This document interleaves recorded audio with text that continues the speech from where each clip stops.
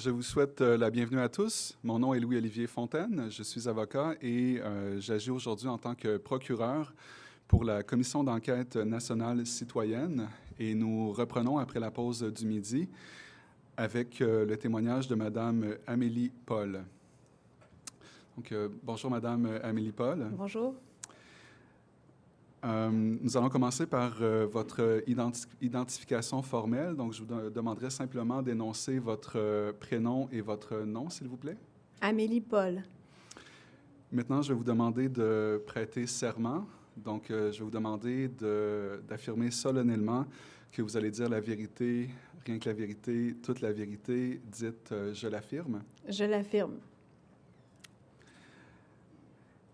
Donc, Madame Paul, je vais vous présenter en quelques mots. Vous me direz si ma présentation est adéquate. Donc, Madame Paul, vous êtes chanteuse, comédienne, productrice, créatrice de contenu, dont les bulletins de nouvelles humoristiques La Vérité brutale. Et vous êtes également co-animatrice du podcast qui s'appelle En toute franchise. C'est bien ça. C'est bien ça, merci. Alors, aujourd'hui, Madame Paul, vous avez été invitée par la Commission pour témoigner au sujet des conséquences que vous avez subies personnellement au cours de la crise COVID.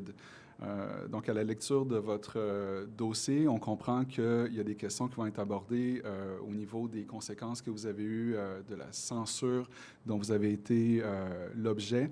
Alors, ce sera là, l'objet de votre témoignage, oui, cet après-midi.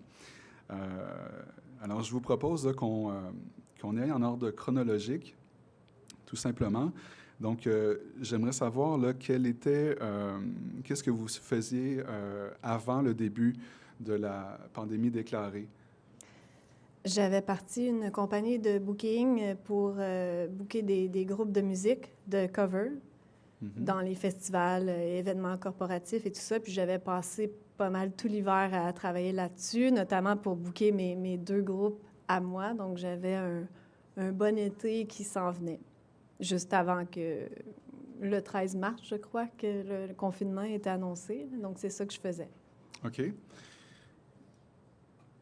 Et donc, au moment où cette pandémie-là a été déclarée, là, qu'est-ce qui s'est passé pour vous du point de vue personnel, du point de vue professionnel? Là, comment ça s'est passé, dans vos propres mots, là? Bien, sur le coup, j'ai eu peur, pas par rapport à ce qui était déclaré, pas par rapport au virus, mais par rapport à tous mes spectacles.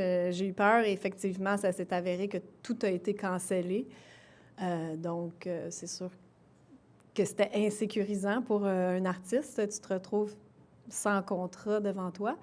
Mais ça n'a pas duré longtemps par rapport à ce que je voyais qui se dessinait devant moi. Je trouvais que c'était comme une pièce de théâtre, les conférences de presse, tout ça. Moi, mon opinion, j'ai jamais adhéré à ça. Et c'est pour ça que très rapidement, j'ai comme voulu souligner l'absurdité de tout ça à travers des capsules. Ça m'est venu tout seul. J'aime beaucoup faire du montage. J'ai étudié en communication, donc c'est quand même mon domaine. OK, donc parlons justement là, de ces capsules-là. Pour quelles raisons vous avez fait ça? Qu'est-ce que vous avez fait? C'est que je trouvais ça intéressant, ce qu'on nous disait dans les conférences de presse. Qu'est-ce qu'il fallait faire pour éviter d'attraper la COVID? Et moi, je venais de terminer mes études en naturopathie, donc je trouvais ça très drôle que c'était comme pratiquement tout le contraire pour stimuler un système immunitaire. Alors, pour moi, c'est là que j'ai eu l'idée de faire une capsule qui s'intitulait « Les 11 façons d'affaiblir son système immunitaire », de l'aborder de façon humoristique et sarcastique, soulignant que tout ce qu'il nous disait de faire, pratiquement, ça affaiblissait un système immunitaire, dans le fond. Puis, ça s'est avéré que j'ai fait ça bien naïvement, pour mon plaisir, en fait, et puis c'est devenu viral, puis ça a eu beaucoup de succès. Donc, après ça, ben j'ai décidé de continuer dans cette optique-là, de souligner les incohérences, les absurdités que je voyais là-dedans.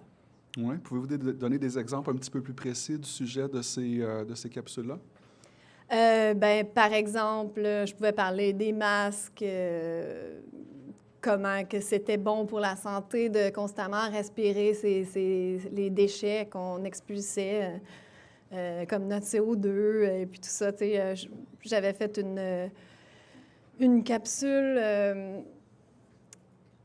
qui posait des 80 questions, il me semble. Là. C'était seulement des questions, mais pour souligner, pour faire réfléchir les gens, puis montrer justement de tout ce qui se passe, pas juste par rapport à la COVID, mais je trouvais qu'il se passait beaucoup de choses dans la société qui faisaient plus de sens.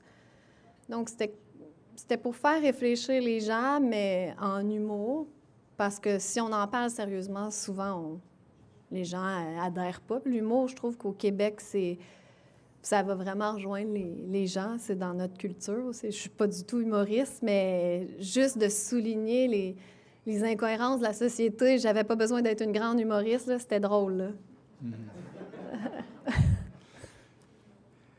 D'accord, merci. Et ensuite de ça, qu'est-ce qui s'est passé? Est-ce que vous avez continué à faire ça pendant un certain temps? Qu'est-ce qui s'est passé par la suite? J'ai continué les capsules d'humour. À un moment donné, j'ai interviewé une biologiste, puis elle m'a dit « T'es bonne pour faire ça, tu devrais continuer. » Donc, j'ai continué à interviewer des gens qui m'inspiraient puis que je trouvais qu'il y avait un message important à apporter parce que moi, je pensais pas que... Je n'étais pas une spécialiste en rien spécifiquement, donc je voulais amener des gens intéressants à partager leur message.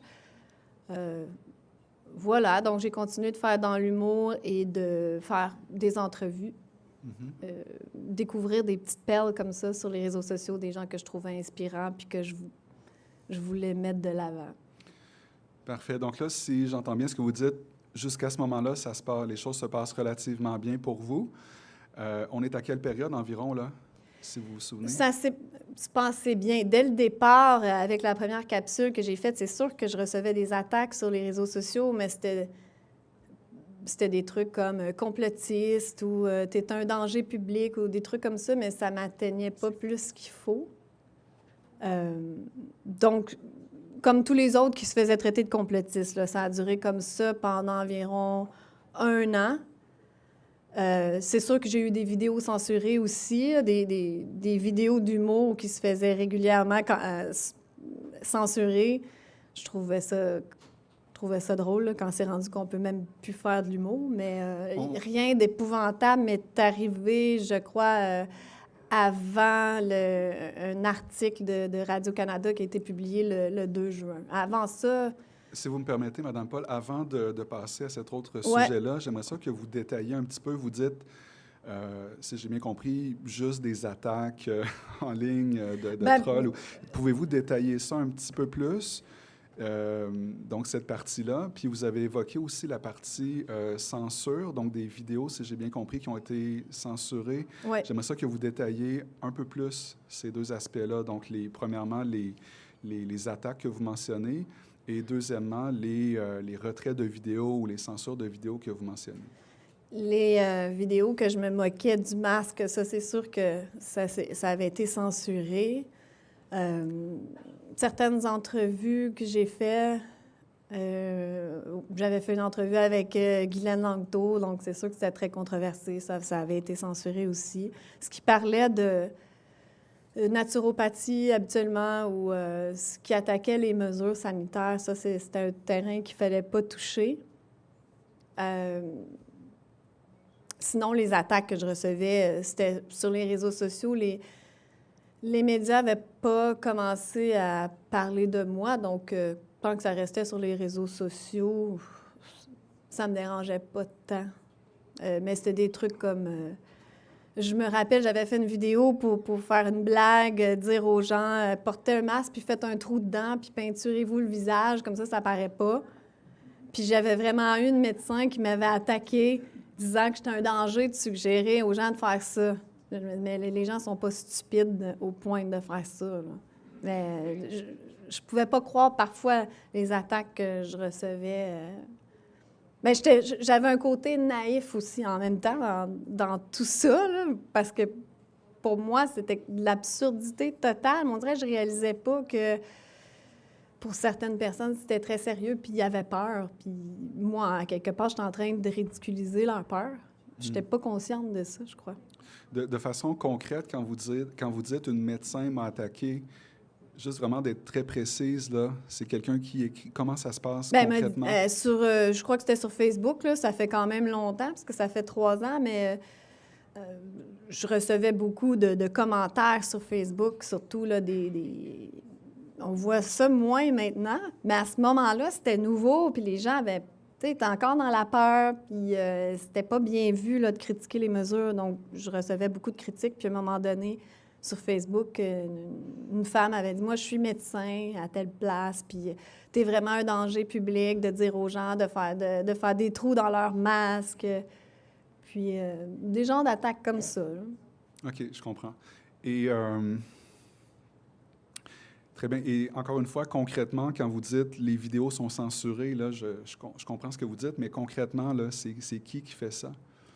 C'était surtout YouTube qui ferme une vidéo puis qui disent vous ne respectez pas les règles de la communauté. C'est ça. Souvent, ils ne t'expliquent pas trop. À ce moment-là, ils disaient tu critiques les mesures sanitaires. C'est un petit peu plus spécifique, là. Donc, on pouvait supposer pourquoi quand même. Je dis on pouvait parce que plus ça allait, plus c'était obscur, les raisons pourquoi les vidéos étaient censurées. OK. Et lorsque ça se produisait, est-ce que vous faisiez quelque chose pour en appeler de cette décision-là? Est-ce qu'il y avait quelque chose que vous faisiez? Oui, il y a tout le temps une façon de faire appel, mais c'est rare que ça fonctionnait. Ça a fonctionné parfois. J'ai fait appel puis que des vidéos sont revenues. Il faut juste que tu dis, oui, je fais de l'humour et jamais je ne critiquerai les mesures sanitaires. Puis là, tu joues du violon, puis des fois, ça fonctionne. OK. Bien, merci beaucoup, Mme Paul, pour ces précisions. Donc, si vous voulez bien, on va enchaîner. On était rendu à vous évoquer un article. Si j'ai bien compris, je vous demanderais peut-être d'élaborer puis de continuer ce sujet-là. Oui. En fait, la première expérience officiellement avec les médias, c'était en janvier 2021 qu'un journaliste de Québécois, cette fois-là, m'avait contacté. Puis lui, j'y avais parlé, bien naïvement. Et puis, on a parlé quand même longtemps, comme dans cette espèce de pré-entrevue, ou je ne sais pas trop quoi. Puis finalement, il a dit, écoute, je te mettrai pas dans l'article que je veux publier demain, là, je te reviens dans 3 jours. Et finalement, il m'a rappelé, il a effectivement publié un article dans le Journal de Montréal le lendemain et j'ai vu des complotistes qui menacent nos... Je me rappelle plus du titre, là. Les complotistes menacent nos structures, ou je sais pas quoi.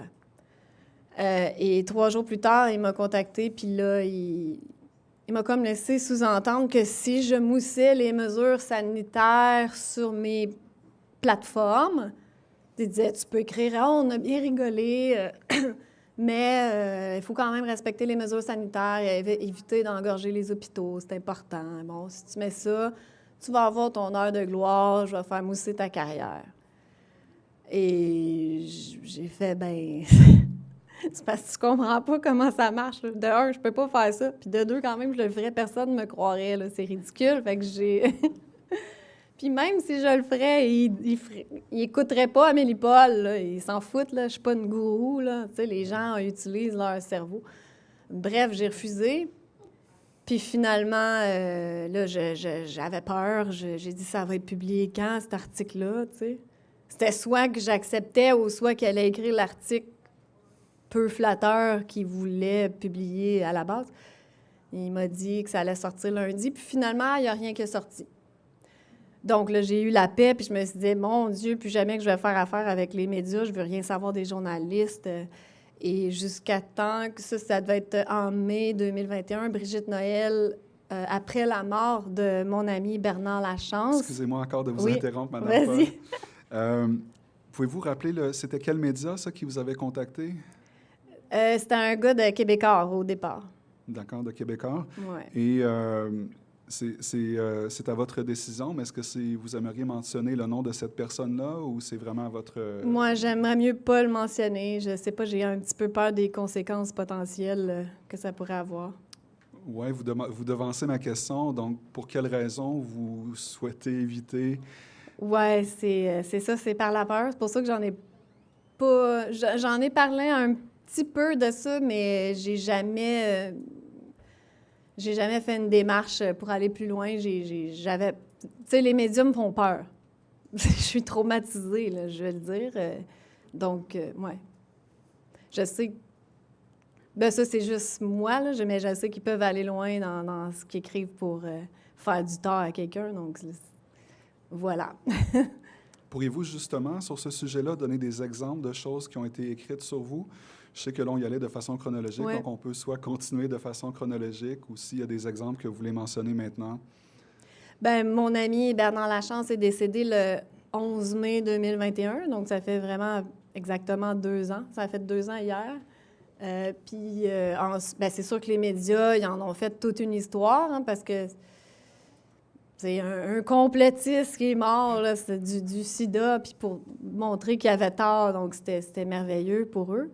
Et puis, quelques semaines après, c'est Brigitte Noël de Radio-Canada qui m'a contactée pour une entrevue.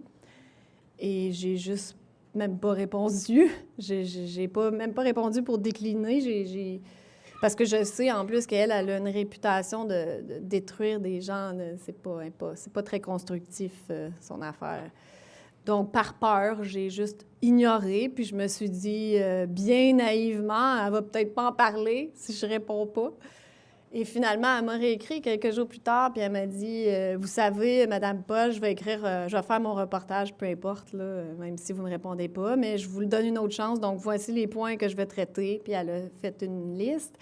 Et puis, elle parlait aussi de conversations privées que j'avais eues avec mon ami.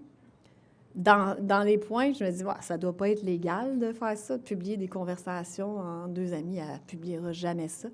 Et non, finalement, le 2 juin, effectivement, il y a eu un article de Radio-Canada qui a été publié sur le site de Radio-Canada. Puis, au bulletin de nouvelles de Radio-Canada, à 18h, il y a eu un petit reportage également là-dessus qui parlait de moi notamment. Ça laissait sous-entendre que j'étais sa naturopathe parce que j'ai étudié en naturopathie et on comme fait l'association que j'étais sa naturopathe, ce qui est faux. C'était mon ami, puis il m'a jamais payé pour des consultations ou quoi que ce soit.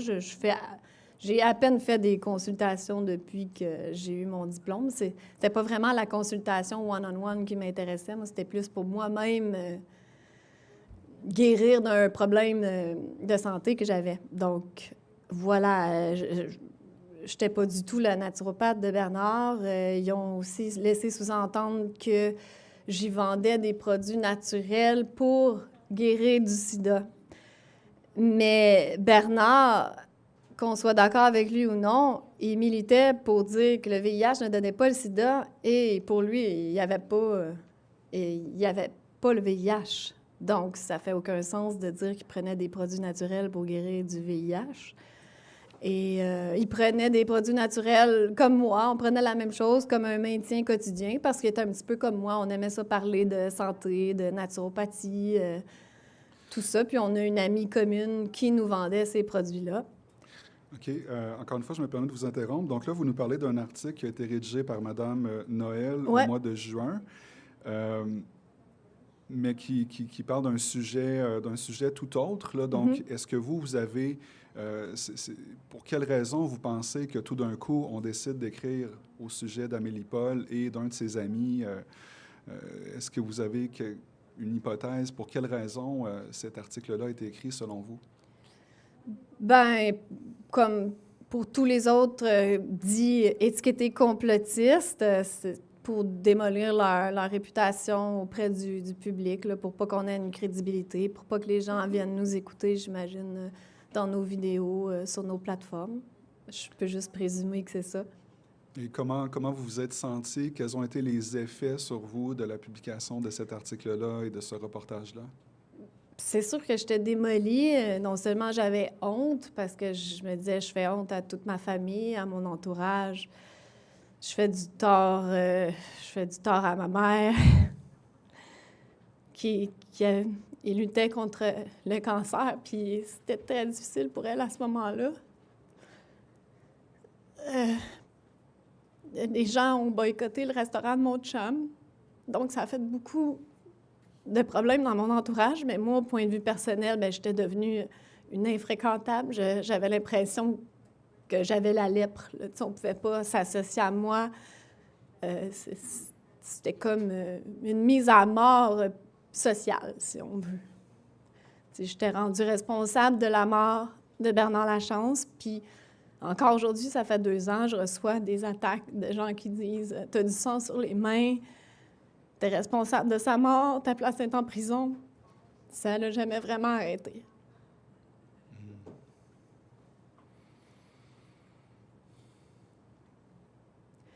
Au-delà de ça, bien, au point de vue professionnel, bien, quelques jours après l'apparition de cet article-là, bien, mes chaînes YouTube ont été fermées, 2 chaînes YouTube, que c'était quand même mon gagne-pain.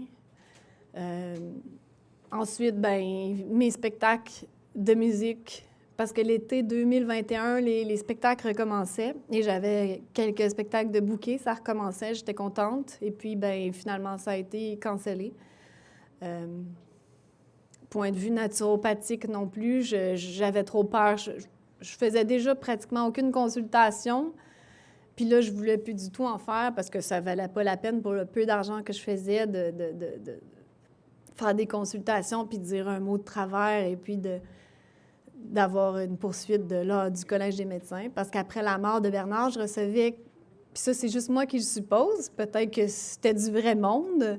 Mais je trouvais ça très louche. Je recevais des demandes de gens qui me disaient... J'ai reçu peut-être 3 demandes de gens qui me disaient « Je suis séropositif, est-ce que tu pourrais me conseiller des produits naturels pour arrêter ma trithérapie? » En tout cas, c'était pas très subtil, je trouve, là. Mais j'ai préféré... Je me suis dit « Bon, c'est terminé. » Puis je sais qu'il y a plusieurs naturopathes et des personnes dans la santé holistique qui ont arrêté de pratiquer aussi à cause de ça, la chasse aux sorcières. Hein. Donc là, si on parle, par exemple, de vos revenus professionnels, on parle des chaînes YouTube qui sont fermées, qui étaient une source de revenus pour vous. Mm-hmm. On a parlé des spectacles. On a parlé de la pratique en naturopathie mm-hmm. qui a été, disons, diminuée, fortement diminuée. Arrêtée, carrément. Arrêté, d'accord. Votre groupe de musique, est-ce que ça a continué? Comment ça s'est passé? En fait, à un moment donné, peut-être, je ne sais plus trop, 2 mois après cette saga, peut-être un petit peu avant, les choses, je commençais à aller mieux, parce que j'ai disparu peut-être 1 mois ou 2. Là. Et là, j'avais un spectacle qui s'en venait avec mon groupe à Repentigny. J'étais contente. J'ai dit, tiens, je vais publier ça sur mes réseaux sociaux, ça va changer d'air, puis on peut quand même pas m'attaquer parce que j'ai un spectacle.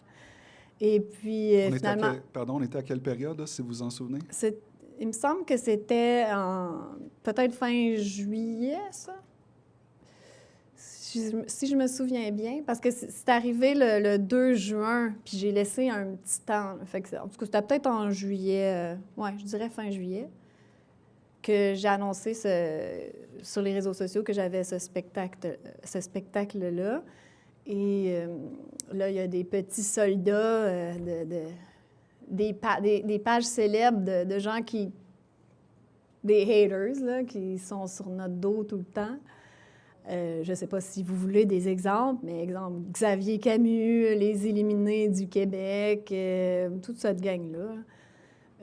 Ils ont appelé les commanditaires de l'événement où je jouais pour leur faire peur, pour leur dire « Vous engagez une complotiste ».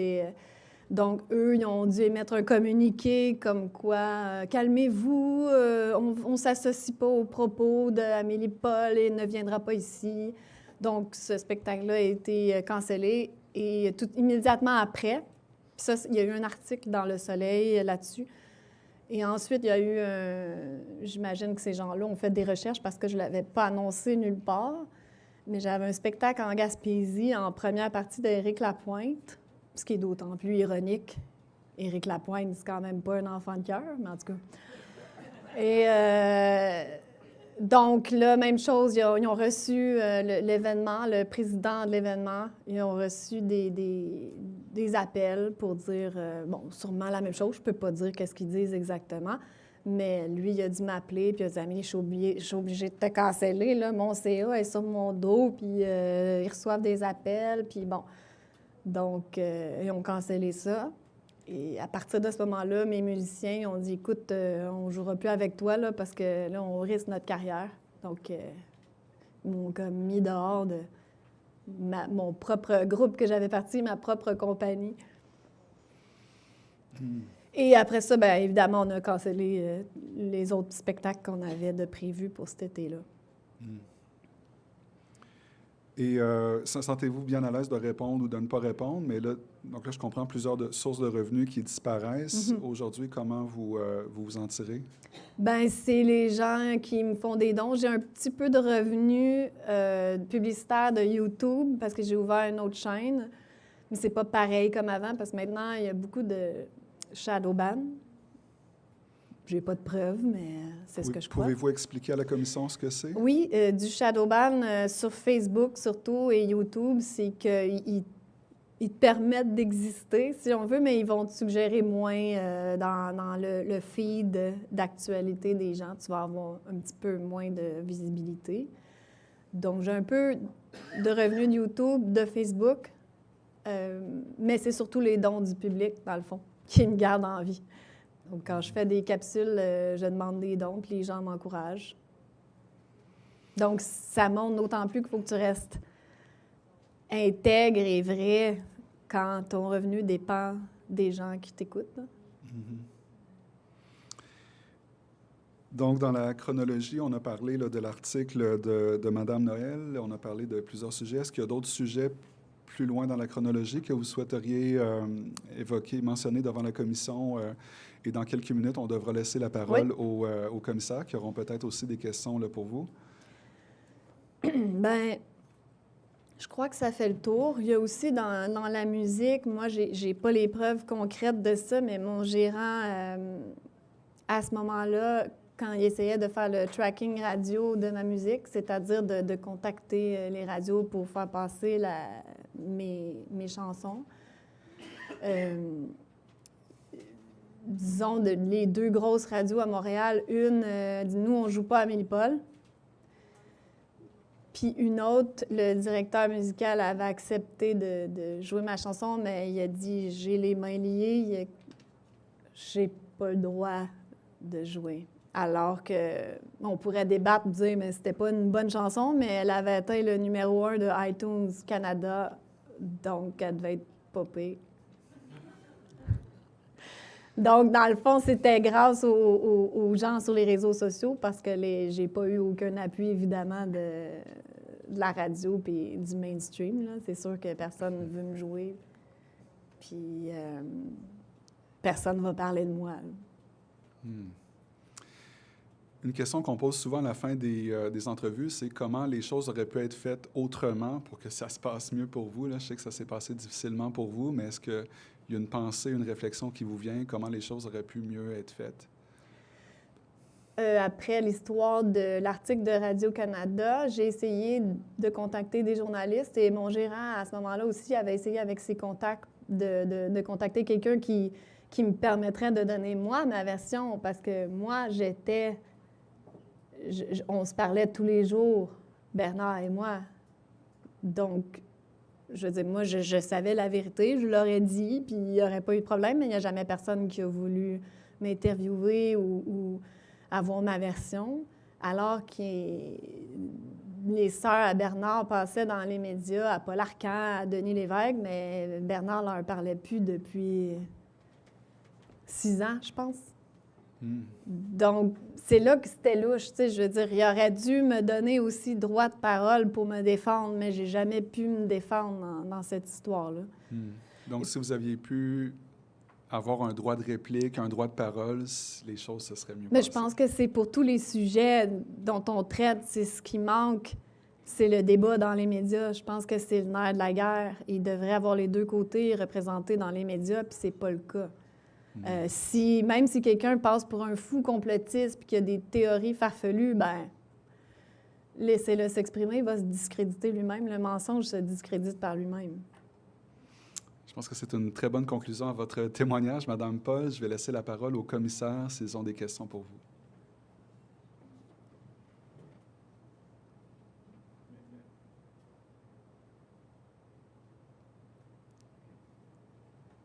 Merci beaucoup, Mme Paul, pour votre témoignage.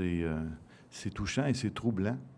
Dans une société, on s'attendrait que nos artistes explorent des nouvelles avenues, soient créatifs et nous amènent à penser en dehors de la bien-pensance, disons. En tout cas, quand j'étais jeune, c'est ça qui était le plus populaire. Bon, j'avoue que je n'ai pas tellement suivi les derniers temps, j'ai été un peu déconnecté. Mais j'ai quand même constaté que ce soit dans le milieu de la musique ou du théâtre ou d'autres formes d'expression artistique, ça semblait assez restreint.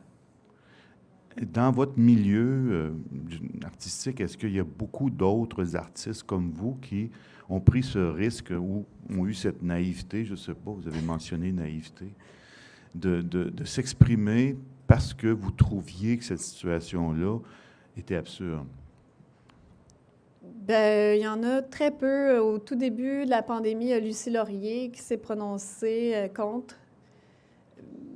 Puis elle en parlait... C'était pas farfelu ce qu'elle disait, c'était très logique. Et puis, elle a été cancellée immédiatement. Puis elle était déjà établie, était très connue, donc elle avait beaucoup à perdre quand même. Elle a servi peut-être d'exemple, parce qu'après ça, très peu de gens se sont prononcés.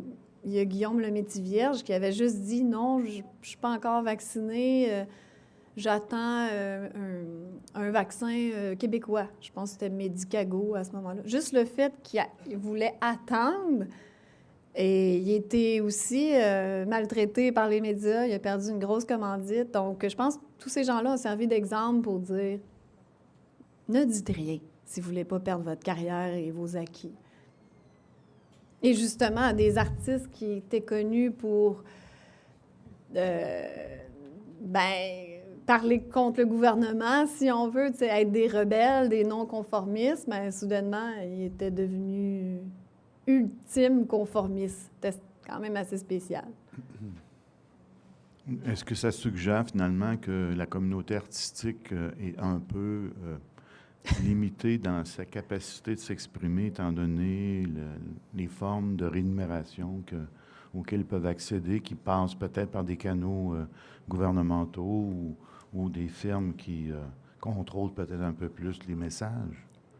Bien, vu que le Québec, c'est un petit marché, que ce soit dans le cinéma ou la musique, je ne suis pas sûre de ce que je dis, mais je crois que ça fonctionne beaucoup par subvention aussi, même pour les artistes. Donc, oui, c'est difficile.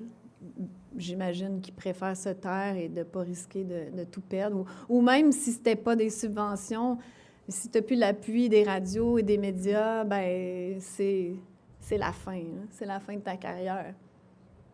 Ou, en tout cas, c'est plus difficile. Peut-être pas la fin, mais c'est beaucoup plus difficile. Pour reprendre le commentaire que M. Mélanie faisait ce matin dans son ouverture, à savoir que beaucoup de gens disent maintenant, bien là, c'est fini, on passe à autre chose. Est-ce que vous sentez que maintenant, c'est libre, puis là, on peut s'exprimer assez bien avec différentes formes artistiques? Est-ce que c'est terminé? Absolument pas. Point de vue artistique, en tout cas, du milieu artistique, il y a peut-être une ouverture. Donc, les organisateurs, peut-être qu'ils ont une ouverture, puis ça ne leur dérange pas, mais c'est un risque à prendre au niveau corporatif, les commanditaires des événements. Ils risquent de se faire attaquer. Puis personne n'a envie de prendre un risque. Donc, j'ai l'impression que c'est la loi du silence. Tout le monde sait que l'autre sait, mais on fait semblant. Ça, c'est juste mon impression. Et vous pensez que ça va durer combien de temps? Est-ce qu'on va sortir de ça bientôt? J'ai aucune idée. Bien naïvement, j'espère que oui. J'espère que la vérité va triompher. puis qu'on va s'en sortir, puis que justice sera faite. Mais j'ai aucune idée. Et qu'est-ce qu'il faudrait, d'après vous, pour que ce milieu artistique-là sa parole soit libérée? Qu'est-ce qu'il faudrait qu'il arrive dans notre société?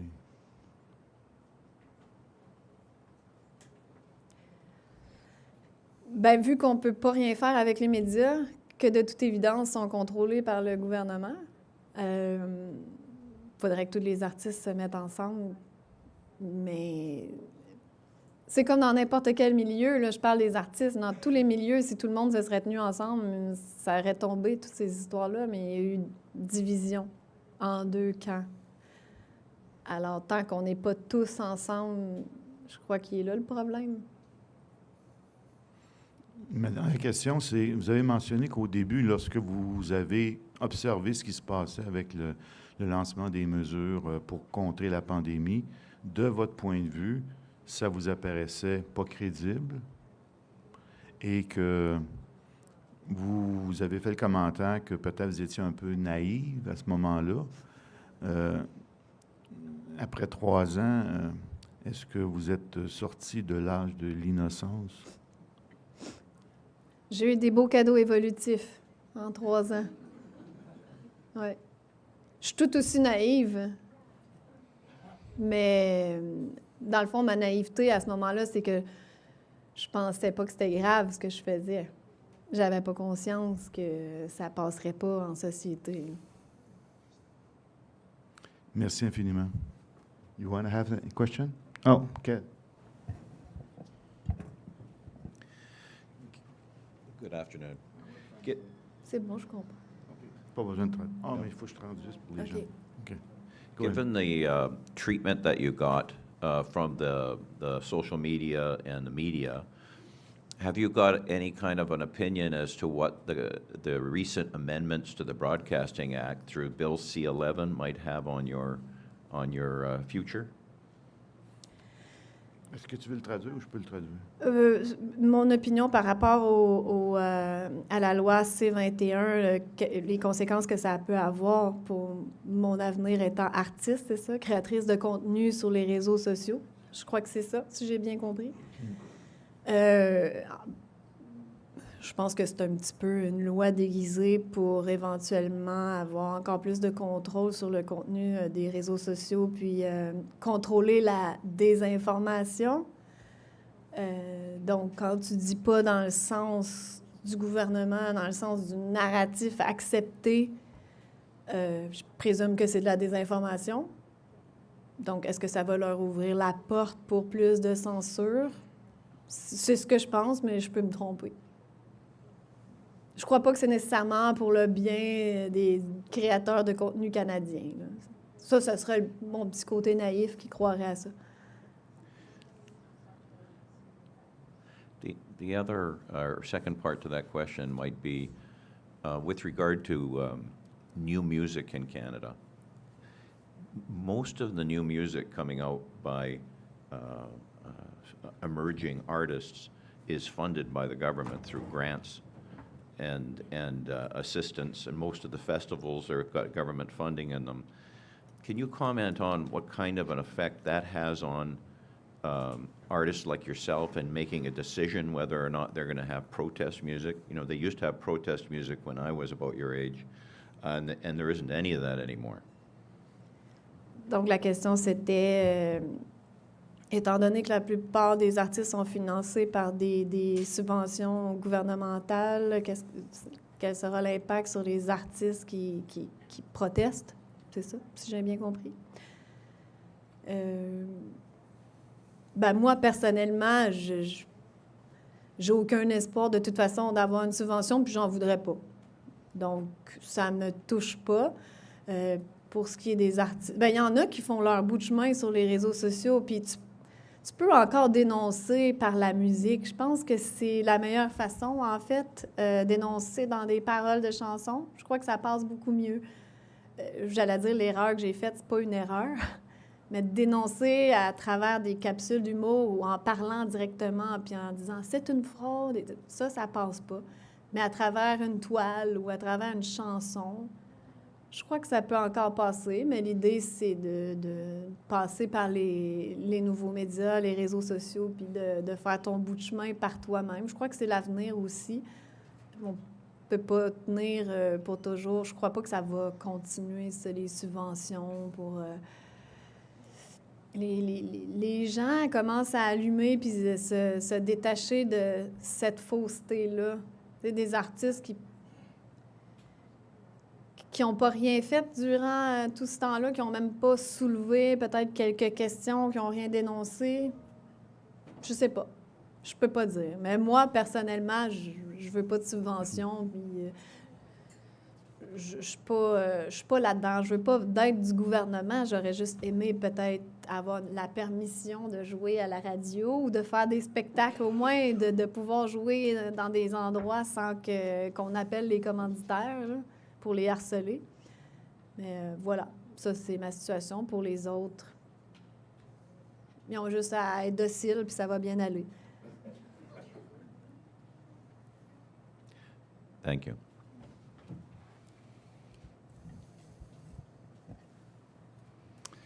Donc, en terminant, Madame Paul, il ne me reste plus qu'à vous remercier au nom de la Commission d'enquête nationale citoyenne pour votre témoignage.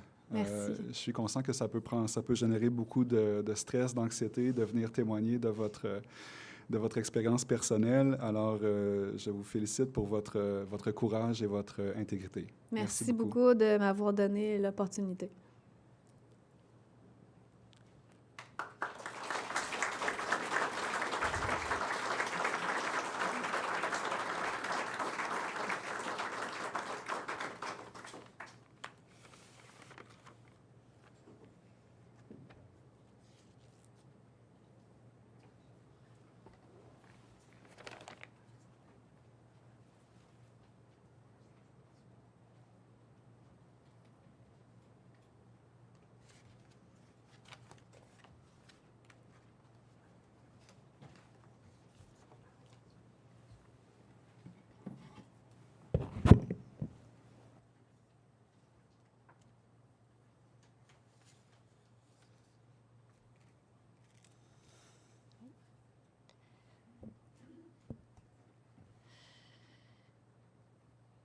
Oui, alors bonjour.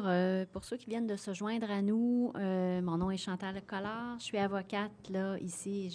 J'agis comme procureure là, pour la commission d'enquête citoyenne ici à Québec. Donc, Monsieur Hamel, bonjour. Bonjour. Tout d'abord, merci beaucoup d'avoir accepté de témoigner ici à la commission. Bien, merci à vous de faire cet exercice qui est overdue. Tout d'abord, on va procéder à l'identification, donc tout simplement nommer votre nom complet. Mon nom est Stéphane Hamel. Et je vais vous assermenter. Donc, déclarez-vous solennellement de dire la vérité, juste la vérité. Dites « je l'affirme » ou « je jure ». Oui, je jure. Parfait. Donc, Monsieur Stéphane Hamel, je vais vous laisser vous décrire, mais tout d'abord, il faut quand même mentionner que vous avez eu des implications politiques importantes, entre autres que vous avez été membre fondateur de la CAQ. Oui. Donc, vous avez eu quand même d'étroites relations avec M. Legault. Vous pourrez nous en parler. Et donc, la question qui se pose aujourd'hui, ça va être premièrement votre motivation à venir témoigner ici à la commission. Votre motivation première. Et d'abord, je vais vous laisser parler brièvement là, de votre occupation, parce que vous n'êtes pas juste en politique. Là. Vous avez aussi un autre parcours, vous êtes en entreprise, vous avez aussi là, des études en informatique et tout. Donc, vous pouvez nous en parler là, de votre parcours professionnel. Oui, oui, mais plus maintenant parce que c'est extrêmement difficile pour moi de trouver. Habituellement, je travaille dans de très grandes entreprises.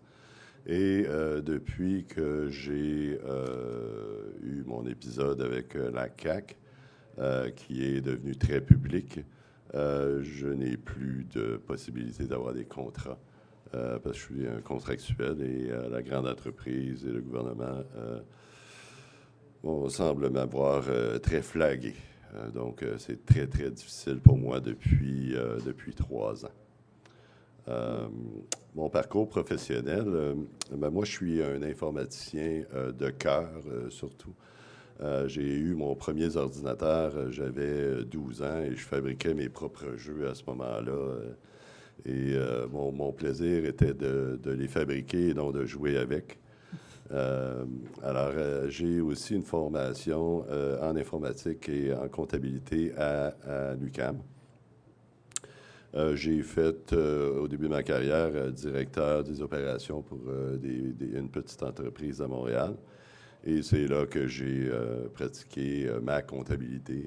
J'ai aussi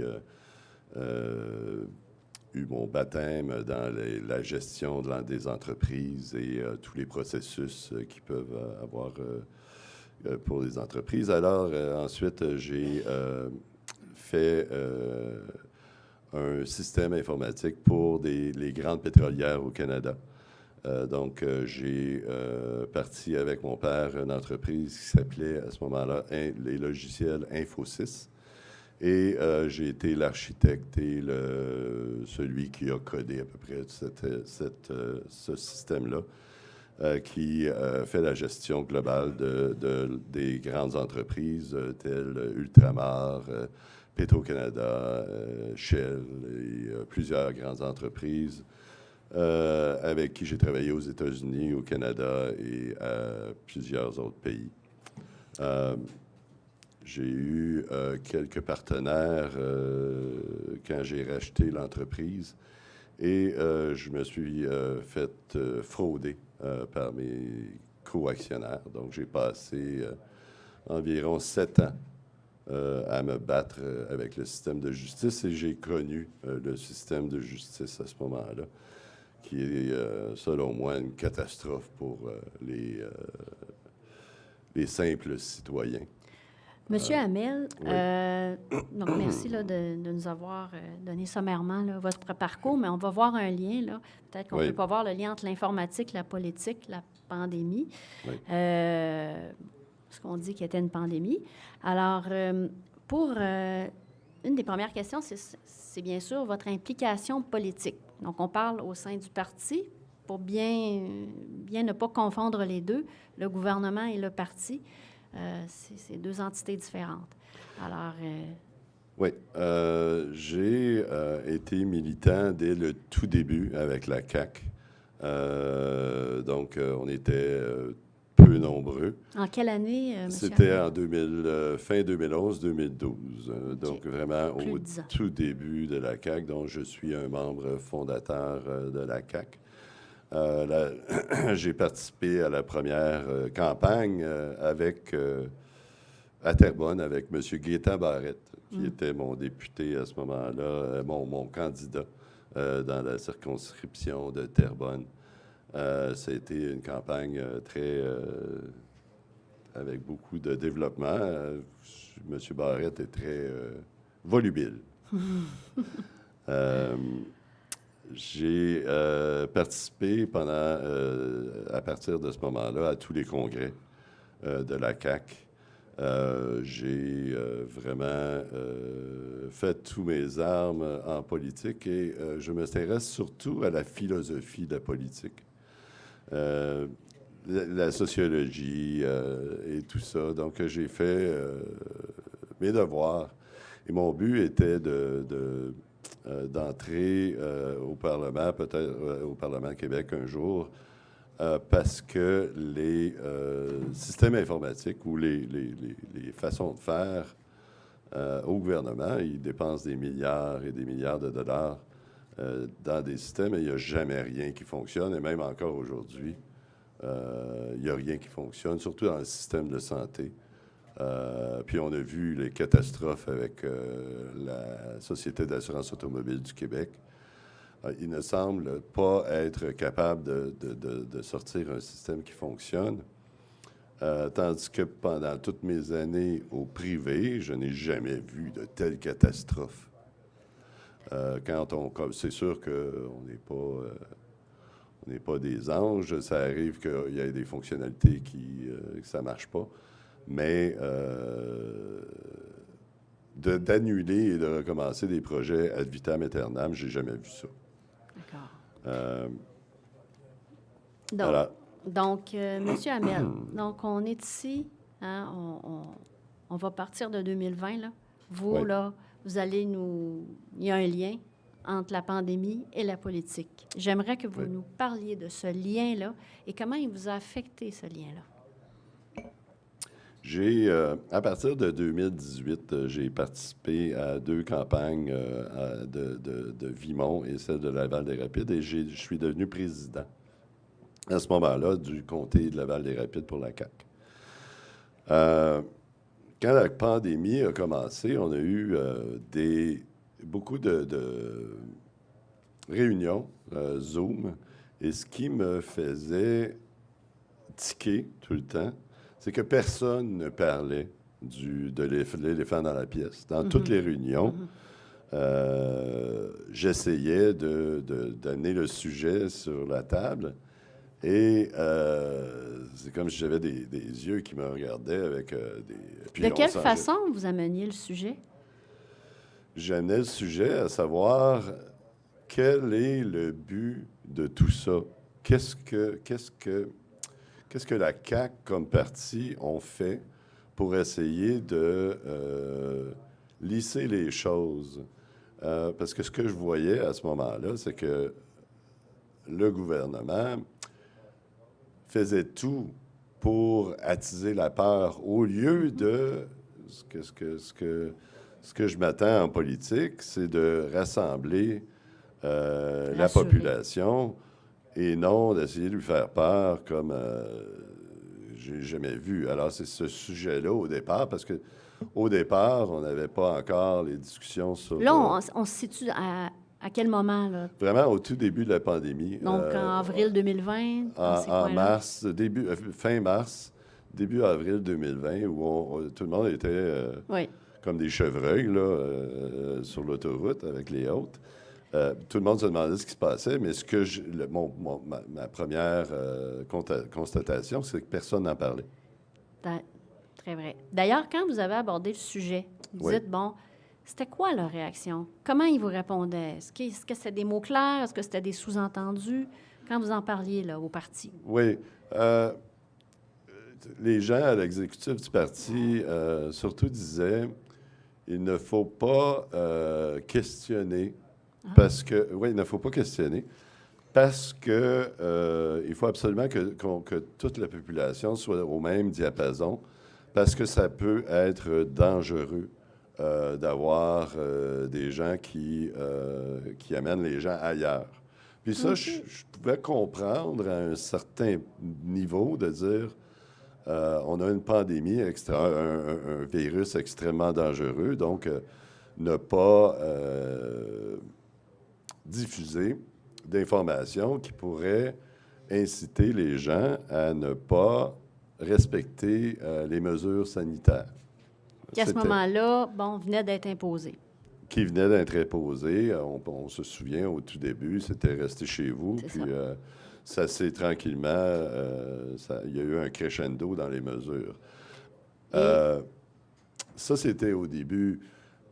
Avec le temps, les quelques mois qui sont passés, ça devenait de plus en plus clair que c'était des gens qui étaient déjà en fin de vie qui succombaient à la COVID.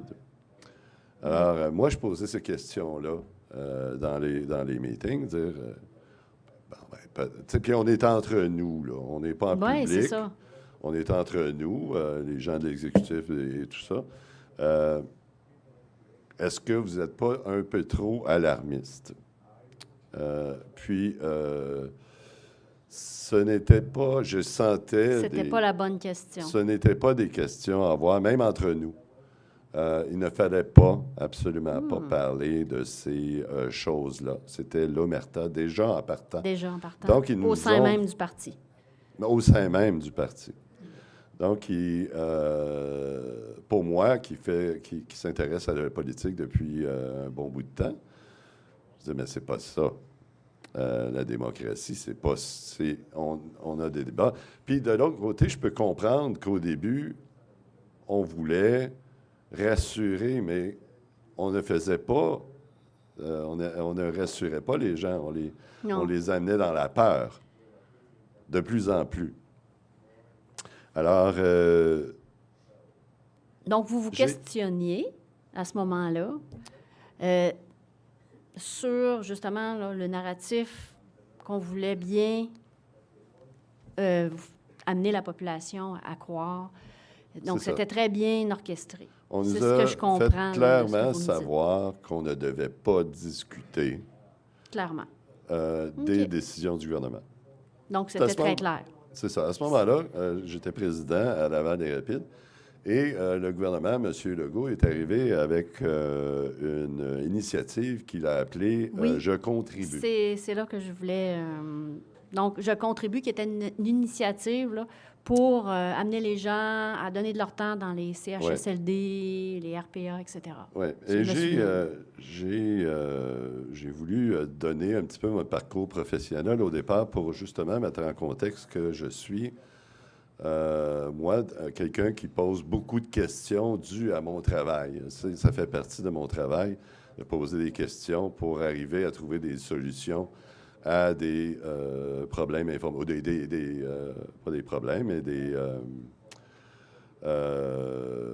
des processus, au lieu d'informatiser les processus. Donc, on a besoin de poser beaucoup de questions pour connaître. Alors, moi, j'ai décidé, à ce moment-là, j'étais aussi très naïf, comme Amélie pouvait dire. Moi aussi, j'étais dans le naïf. J'ai décidé d'aller travailler dans un CHSLD pour donner mon petit coup de main. Puis votre occupation principale dans les CHSLD, c'était à quel C'était niveau? aide de service. Donc, OK. c'était un petit peu personne à tout faire. On faisait manger des résidents, on les habillait, aidait à s'habiller, on vidait les poubelles. C'était vraiment un petit peu de tout. Mais vous étiez en contact direct avec les résidents. si je C'était comprends bien. directement en contact avec les résidents. Oui. Donc, vous avez pu observer des choses. Oui. Et Pouvez-vous nous en Oh. parler? oui, oui, absolument. Au tout départ, j'ai été accueilli avec suspicion par la direction de l'établissement parce que j'étais président avec la CAQ, qui était le parti au pouvoir, mais ça n'avait pas de relation. Moi, je voulais simplement que je voyais ce qui se passait, on entendait le manque de personnel. Moi, ma naïveté, je vais aller aider. Vous voulez faire une bonne action. Une bonne action, bien, pas juste une bonne Mais action. pour la collectivité, pour... C'est vraiment, je ne suis pas capable de voir des gens laissés à eux-mêmes comme Absolument. ça.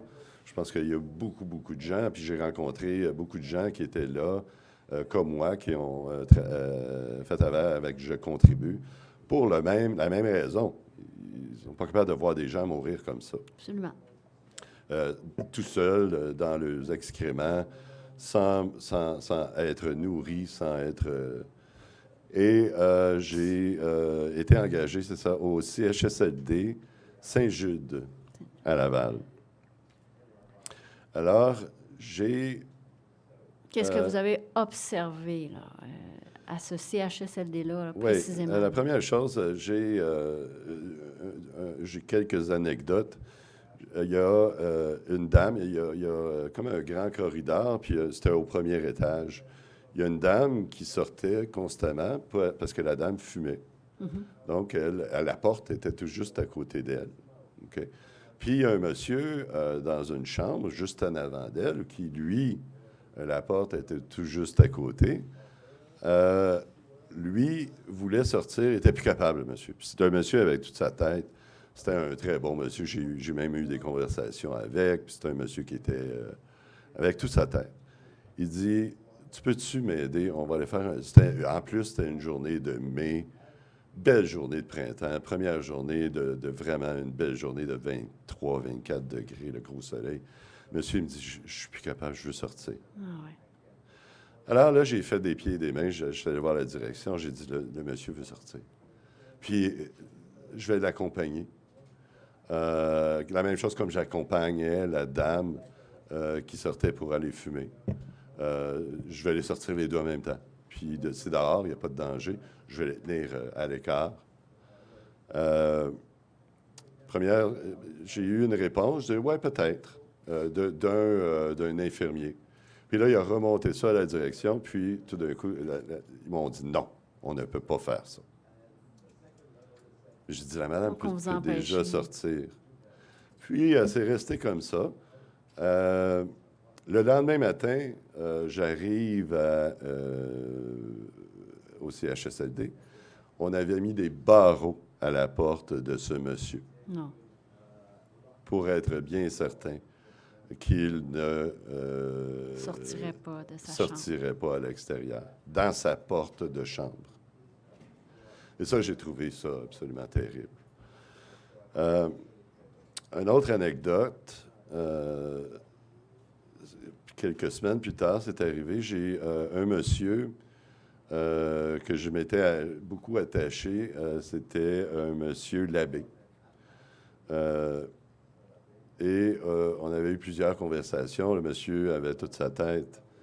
Puis, à un certain moment donné, j'ai entendu de la confusion, un problème qui est arrivé.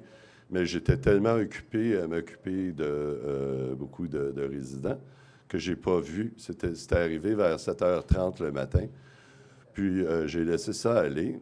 À 1h30 ou 1h de l'après-midi, je vais voir le monsieur. Je ne savais pas ce qui s'était passé. Depuis le tout début de la journée, le monsieur avait besoin de se faire changer sa couche. Et il avait été agressif dans sa demande, supposément. Mais je connais le monsieur, puis c'est pas un monsieur agressif. Et à 1h, là, il a éclaté. Puis, ça faisait depuis très tôt le matin qu'il reportait toujours son changement parce qu'il disait qu'ils étaient agressifs. Alors, j'en ai parlé avec quelques-uns des collègues qui étaient là comme moi, comme des aides de service, parce que moi, je n'avais pas les compétences ni la force de faire ce travail-là, de changer une couche. Alors, il y en a un qui a pris sur lui de le faire. Donc, tous les préposés étaient supposément interdits de le faire. Puis, à ce moment-là, j'ai escaladé cette situation-là à la direction. Et j'ai dit que le monsieur voulait porter plainte. À ce moment-là, on m'a immédiatement manu militari mis à la porte. OK. Donc, là, dans le fond, vous étiez là comme aide-service. Oui. Vous vouliez aider cette personne-là. Oui. Donc, le processus de plainte, c'est un processus dont on a le droit. Oui. Est-ce qu'il y avait un lien avec, là, vous allez y arriver, entre l'éviction de la CAQ et qu'est-ce qui est arrivé? Ça a été ma première strike. J'en ai eu 3 strikes Okay. avec la CAQ. La première strike, là, quand c'est arrivé, j'ai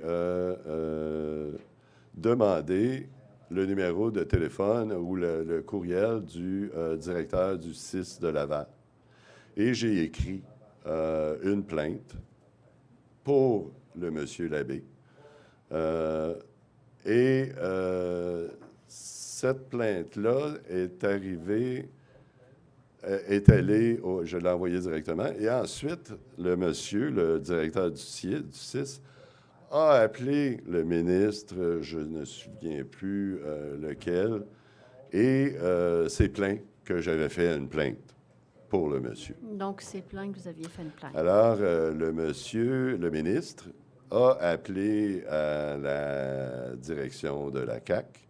Et là, j'ai reçu des appels me disant que je n'avais pas le droit de faire une plainte au nom de ce monsieur-là. Est-ce qu'ils ont élaboré dans les raisons? Est-ce qu'ils vous ont envoyé un écrit? Qu'est-ce qui est arrivé ensuite? Encore une fois, c'était sans débat. OK. Et me dire que là, j'allais trop loin et que je n'étais pas solidaire de la CAQ. De la CAQ. Et de l'exécutif de la CAQ. Et on m'a fait très, très bien savoir qu'il fallait que je reste tranquille. Donc, ça a été... Ça a été clair. C'était clair. On m'a Mais fait c'était savoir. pas par écrit, si je comprends bien. Non. Non, tout s'est fait Verbalement. verbalement. J'ai eu des téléphones un peu partout. Le mot s'est donné un peu partout. C'est quoi tu fais? Ben là, moi, j'étais naïf. Hein. Le monsieur, il a été maltraité. Vraiment maltraité. Et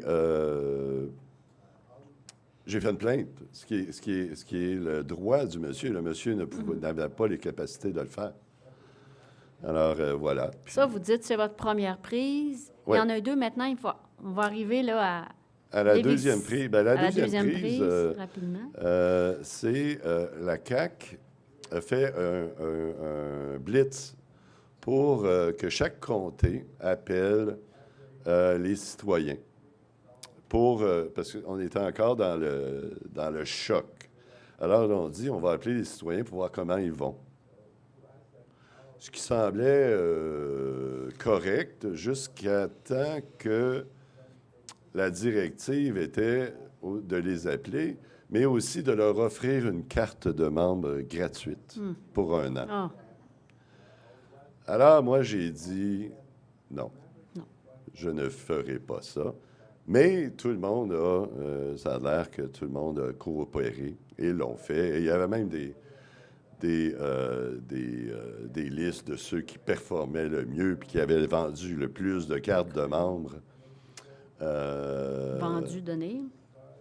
Donc, si ça serait tenu à appeler les citoyens pour les encourager, est-ce que ça va bien et tout ça, mais d'être jugé par le nombre de cartes de membres que l'on vend, parce que ça, c'est renouvelable automatique.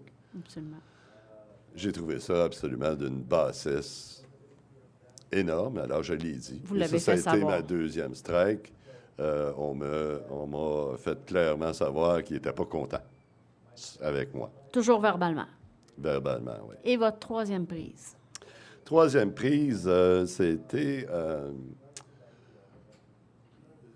je pense que c'était début juillet 2021.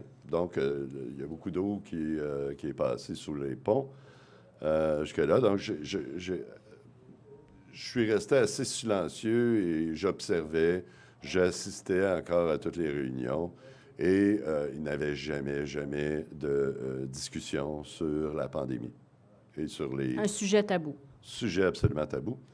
Jusqu'à ce que le gouvernement commence à avoir des visées pour un passeport sanitaire. Alors, Là, on moi, se situe en 2021? ça, c'était... je pense que toutes ces discussions-là ont commencé en avril 2021 et se sont intensifiées jusqu'à temps que ça devienne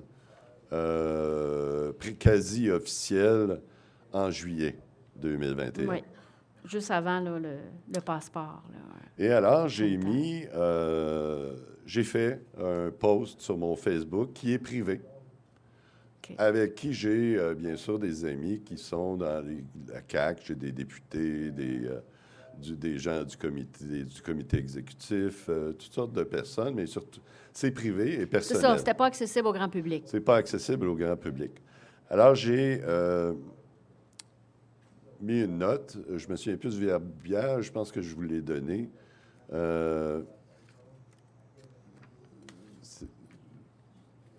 Oui. Là, vous aviez la lettre, là? Moi, j'ai Non, mais lettre. la note sur Facebook.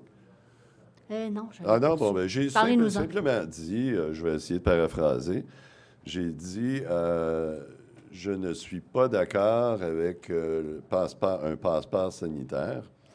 Et si le gouvernement décidait d'aller de l'avant avec cette mesure, je vais m'y opposer. OK? Fait que c'était aussi simple que ça. Donc, ce n'était pas public. Je n'ai pas fait une déclaration publique. C'était... Mais vous sur mon aviez quand Facebook. même affirmé que vous allez vous... C'était M'opposer. clair que vous allez vous y opposer. Voilà. C'était toujours privé, mais ça a été su. Oui, parce que j'avais beaucoup de gens de la CAQ sur mon Facebook, donc ils l'ont tous vu. Alors ça, c'était la troisième strike et c'était la finale. Et j'ai reçu ensuite une lettre de l'exécutif du parti me disant que je ne soutenais pas la constitution du parti de la CAQ et que je n'étais pas solidaire avec le parti et que pour cette raison, je paraphrase parce que je n'ai pas la lettre avec moi. Oui, je l'ai devant moi. C'est ça. Et qu'il me destituait immédiatement de mon poste de président. Et ils avaient voté ça, l'exécutif, unanimement. D'ailleurs, je peux vous le... Pour ce bout-là, là, Oui. pour le bénéfice de tous. Or, nous avons pris connaissance des publications et commentaires que vous avez partagés sur de nombreuses plateformes ou réseaux sociaux. Vous avez parlé de Seulement Facebook. sur une. Oui. Et nous sommes unanimement d'avis que vous êtes ouvertement opposé au principe de la Constitution et en défaut de respecter les exigences décrites ci haut. Donc, en conséquence, votre mandat prenait fin, etc., etc. Voilà. Bon, il y a un problème avec cette lettre-là, qui est, je m'opposais au gouvernement, Oui, on a dit au à début. une décision gouvernementale. Et qui non une n'est décision pas du parti. Le parti. Voilà. Le parti et le gouvernement sont deux entités séparées. Alors, je ne m'opposais pas à la constitution du parti. Je m'opposais à une directive ou un décret du gouvernement C'est ça. qui était alors formé majoritairement par des députés de la CAQ. Mais aussitôt que le gouvernement est formé, la notion de parti n'existe plus. Ce sont des députés qui sont là pour représenter le public. Donc, ce ne sont plus des membres des partis politiques. Les deux choses sont...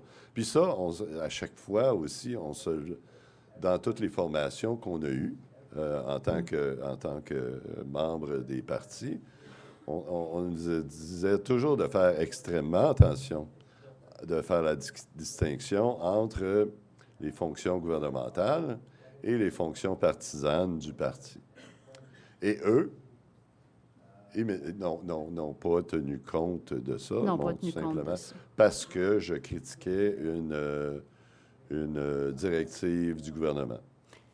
Monsieur Hamel, le temps file, mais je veux quand Oui. même...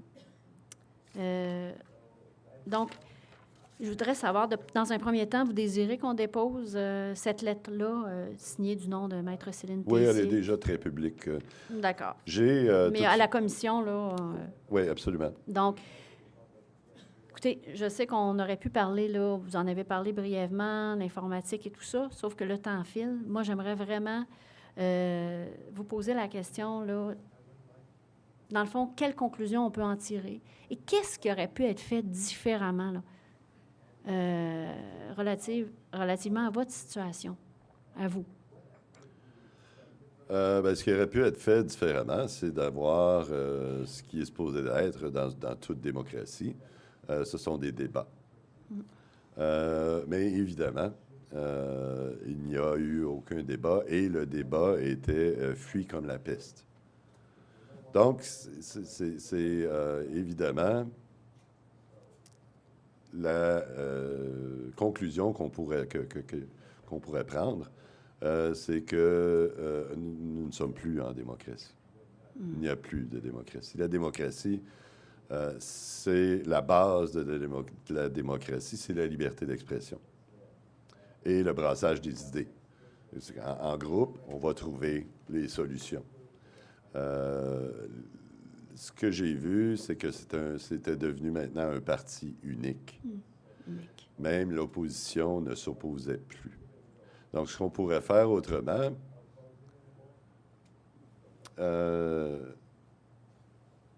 d'appeler les gens complotistes. S'il y a des gens qui ne voient pas de complot, je pense qu'ils dorment. Parce que on ne sait pas. J'essaie de rechercher les... Au début, je me disais, OK, ils veulent qu'on parle tous dans la même Dans chose. le même Pour sens. pas que les gens... pour que les gens respectent les mesures sanitaires. Mais à mesure qu'on voyait que finalement, ce n'était pas un virus si dangereux, que le vaccin ne fonctionnait pas, parce que même le docteur Fauci aux États-Unis a dit que juste avant que je m'oppose, puis c'est une des raisons pourquoi je ne me suis pas opposé au passeport sanitaire, que la charge virale d'un non-vacciné et d'un vacciné est la même. Donc, ce qui rend caduc un passeport sanitaire.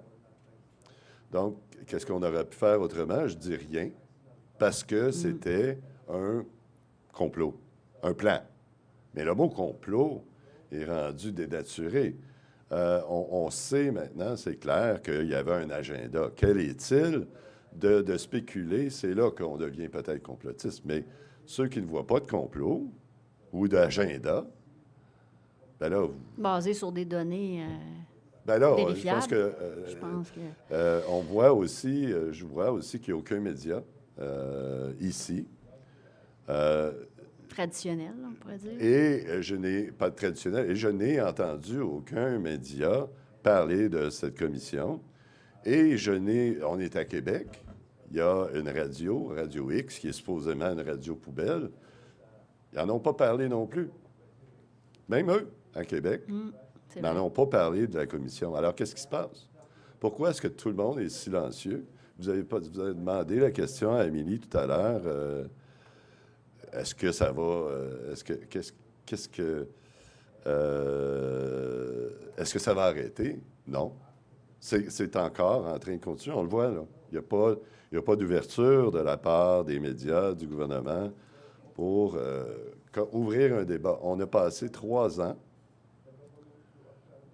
d'un drame assez extraordinaire et tout d'un coup, personne n'en parle. La drame est terminée. La pandémie est terminée. Comme si rien n'était. Hein? Comme s'il n'y avait rien eu. Et là, Non. ce qu'ils veulent, n'en parlez plus, move on. Non. C'est ça. On va Qu'est-ce continuer qu'on à en pourrait faire parler. autrement? C'est ce que vous faites. C'est ce que vous faites. Puis peut-être encore continuer à marteler et marteler Tout à fait. le message que, attendez, là, on a des choses à dire. Passer le message. Merci. Je vais laisser les commissaires qui ont probablement quelques questions. Merci. Merci, M. Hamel, pour votre témoignage. Donc, si je résume un peu la trame de votre témoignage, c'est que votre expérience dans la CAQ, au début, vous étiez relativement motivé à participer, à débattre, à proposer des nouvelles façons de faire pour qu'on améliore. Vous étiez principalement motivé d'améliorer, par exemple, les processus informatiques au gouvernement, ce qui n'est pas une mince tâche. Mais pour faire n'importe quelle modification ou réforme, il faut qu'on discute. Et là, vous avez été, je pense, déçu, c'est ce que j'ai compris de votre message, qu'il n'y avait pas ce genre d'ouverture. Ce qui est étonnant, cependant, qu'un parti qui prenne le pouvoir puis qui tombe dans une certaine unanimisme qui est peut-être en partie commandé par notre système parlementaire britannique où, c'est très serré autour du premier ministre et des ministres. Et ensuite, les députés ne semblent pas avoir énormément, même, de mots à dire. Mais ce qui est étonnant quand même, c'est que durant la pandémie, il n'y a pas eu énormément de levée de bouclier de la part de l'opposition qui semblait être dans le même unanimisme. Qu'est-ce que vous pensez qui est à la base de ce état de fait au niveau de la classe politique puis de la classe dirigeante, qu'il y a eu, durant cette pandémie, une espèce de cristallisation, je dirais, d'une position dont on n'arrive pas, semble-t-il, à sortir. On est encore pris là-dedans. Et donc, dans l'expérience politique que vous avez eue, comment vous essayez de comprendre qu'est-ce qui se passe en ce moment dans l'institution politique qu'on a au Québec? Ouais. Il y a, ça revient à, c'est certainement la même chose qui s'est passée entre les députés, aussi dans le caucus, que moi, j'ai vécu avec l'exécutif. Je pense que le mot d'ordre était « il faut tous passer le même message ». Et je crois qu'ils ont fait la même chose avec les autres partis. Donc, le gouvernement devait être un. Et c'est ce qu'on a vu. On était unipartis. Il n'y avait plus de différence entre les partis. Ils disaient tous la même chose. Et même le Parti québécois, Parti Québec solidaire et même surtout le Parti libéral, ils s'opposaient en demandant plus que ce que le gouvernement faisait. Donc, ils ne critiquaient pas les décisions du gouvernement, mais ils demandaient encore plus de restrictions, entre autres. Donc, les députés et tous les exécutifs du parti ont vu ce qui est arrivé, ce qui m'est arrivé à moi quand on s'oppose. Alors, moi, j'ai servi, été le naïf de la bande, et j'ai servi d'exemple, comme ils ont fait un exemple avec Amélie. La même chose. Alors, les artistes, quand ils ont vu Amélie se faire traiter de la sorte, zip, on la ferme. Et la même chose pour la classe politique, quand ils ont vu mon traitement, ça a été zip. Donc, ils n'ont pas besoin de faire beaucoup d'exemples, quelques-uns, et ça ferme la trappe à tout le monde. Donc, ma question, pour essayer d'ouvrir un peu vers d'autres avenues, est-ce que vous pensez qu'il y a une possibilité d'un renouvellement au niveau de cette mentalité qui est fermée au débat, au moins au niveau de la classe politique? Ce qui est étonnant aujourd'hui, maintenant que la pandémie est terminée, qu'il n'y a pas cette ouverture-là au débat. Donc, est-ce que oui, il va falloir faire un changement complet de la culture politique? Parce que c'est comme ça depuis bien des années.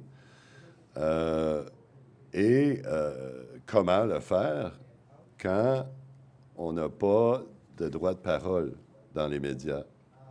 Parce que les médias nous censurent à chaque fois qu'on essaie de parler de ces 3 années-là. On n'a pas le droit de parole dans les médias. Donc, comment faire passer... Parce que les gens ont aussi un message unique qu'ils reçoivent des médias. Donc, tout est beau. Maintenant, n'en parlons plus et continuons. Continuons, c'est ça. Continuons. Alors, c'est une bonne question. Je pense qu'on a besoin de faire un débat collectif, à savoir notre démocratie n'existe plus, comment on fait pour la revigorer. Puis c'est ce qu'on fait, moi et Amélie Paul, depuis 8 mois. Le but de notre podcast qu'on a commencé, on fait ça toutes les semaines, c'est de partir ce débat-là. Et toutes les invitations qu'on a envoyées aux gens sont refusées, carrément. Il n'y a personne qui veut venir nous parler, à part les gens qui sont bien connus déjà et qui ont déjà parlé en public contre tout ça, puis essayer de trouver des solutions. Mais on est encore dans cette omerta-là. Donc, j'aimerais qu'on apporte des solutions. Mais il semble que l'agenda ne soit pas terminé. Merci, monsieur. Stéphane Hamel, merci.